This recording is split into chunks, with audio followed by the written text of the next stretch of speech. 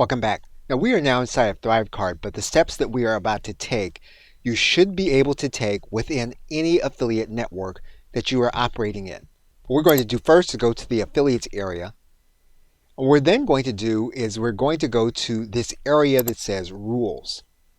And basically what you're going to see here is it says that when an affiliate signs up for any of our products, we want to use an integration with a specific autoresponder to add them to a specific list. Now, regardless of which network you use, there's going to be an integration process.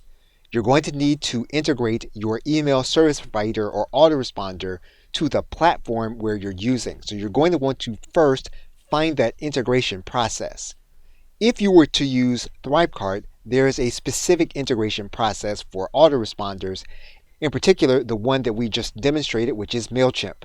As you can see, we've gone through that process with MailChimp and ThriveCart. That means then that ThriveCart has access to the list that we have created for our affiliates. So that means we can change this integration to MailChimp. And when we ask ThriveCart to add them to a specific list, and we use this drop-down menu, we should see the list that we created. And we're going to add them to the list. Now here's the list that we have inside of MailChimp.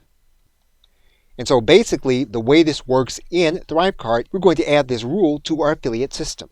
If we were to use the Warrior Plus network, you're going to notice that we have our affiliate program. And basically what we can do is we can connect our autoresponder, which again has already been integrated into our Warrior Plus account.